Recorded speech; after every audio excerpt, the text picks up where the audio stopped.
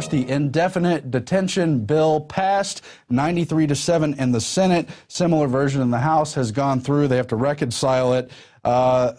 The Senate last night codified into law the power of the U.S. military to indefinitely detain an American citizen with no charge, no trial, and no oversight whatsoever in the passage of S. 1867, the National Defense Authorization Act. And though the White House has threatened to veto this bill, the fact that the Obama administration's lawyers yesterday reaffirmed their backing for state-sponsored assassination of U.S. citizens would suggest otherwise. And, of course, there are a number of executive orders and precedents of executive overreach, which already have many aspects of this on the book. But the idea of passing this legislation is, of course, nightmarish. Paul Joseph Watson has also uncovered an even worse amendment in this bill, which was narrowly defeated. This amendment would have made the Senate bill give it allowance to detain Americans even after they had been found innocent. The details of that report are up on Infowars.com and PrisonPlanet.com. But before you go to those websites, I do want to draw attention to a little bit of the details. Amendment number 1274 would have given the federal government the power to detain U.S. citizens until Congress declared the war on terror over, which we've been told is a never-ending, multi-generational conflict. The provision also gave the feds the power to keep an American incarcerated even if it were tried and found not guilty. So much monstrous legislation coming through this larger National Defense Act. Of course, Alex Jones and many other patriots have cried shame over it, but are ordinary Americans even paying any attention to it at all with Black Friday and the holiday season underway? To find out, we went to Darren McBreen. The National Defense Authorization Act empowers the U.S. military to operate on American soil. They can arrest American citizens and cart them off to detention centers anywhere in the world, basically turning the entire homeland into a battlefield and allowing the military to arrest individuals and detain them indefinitely without trial. Now, this violates every aspect of a free society by denying Americans their constitutionally protected right to due process. How do you think the average American is going to respond? The same way they responded at the Kent State massacre when National Guard troops were used to fire live ammunition on students who were nonviolently protesting the Vietnam War.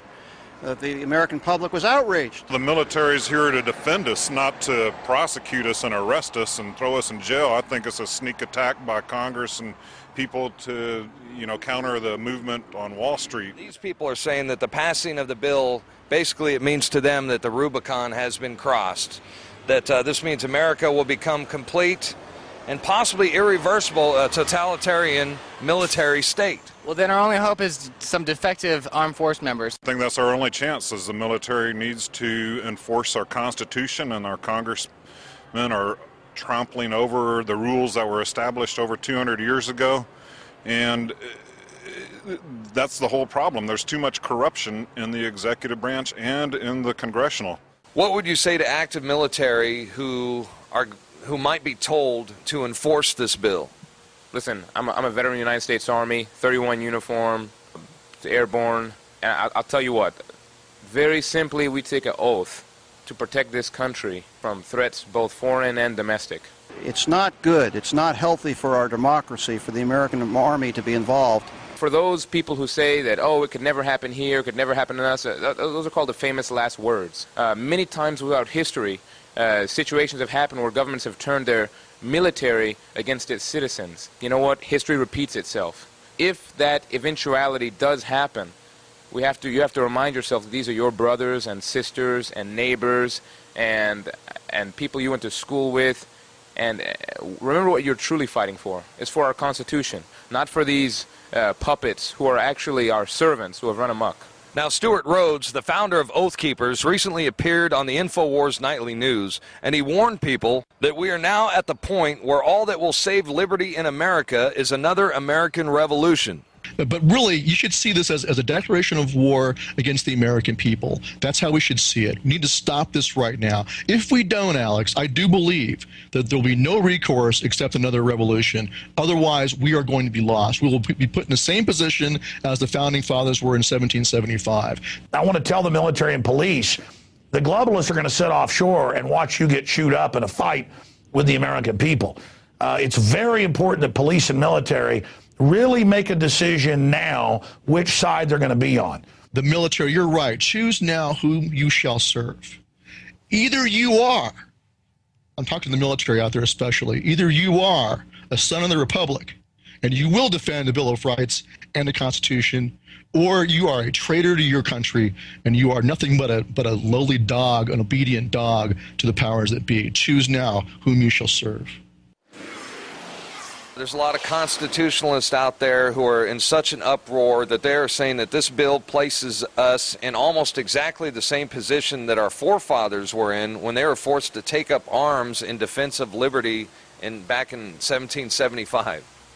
Well, to those people I would say it's a culmination of things that have put us in that position, and I would agree that the architects, the great and highly intelligent architects that constructed our infrastructure, the way we do business and the way we do politics and the way we live here in America, they would turn over in their graves and they would be very ashamed of us and how far we've let this go. Indefinite detention without due process leaves citizens without the legal protection of the Constitution, and it strikes at the very heart of the essence of U.S. law. It is positively shameful that any elected representative would even consider voting for such an assault on so sacred a fundamental value as the right to due process. I'm Darren McBreen for InfoWars Nightly News. And of course, John McCain is the one who introduced legislation in 2010 along very similar lines. Great report from Darren. He obviously put a lot into it, but we don't do what the mainstream media does, interview 40, maybe 100 people, and then show just the handful who fit in with our views. We're going to show you the other people who will accept any government power and probably even serve to enforce that undue power. Let's go to that side of the report now. What do you think is going to be the response of American citizens once they start seeing American troops on the street? I think that most people are going to be divided. I don't do anything wrong, so I don't have anything to fear, so I'm not afraid of the military. The military being on the streets of America, there's a new bill that's being passed. It's a great idea. I'm all for it. So you support to fight terrorism, military on the street? Of course, I do. So you think in order to fight terrorism, that would make you feel a little safer seeing military on the street? Yeah. So I think the only people that are afraid of the military is people that commit crimes or, that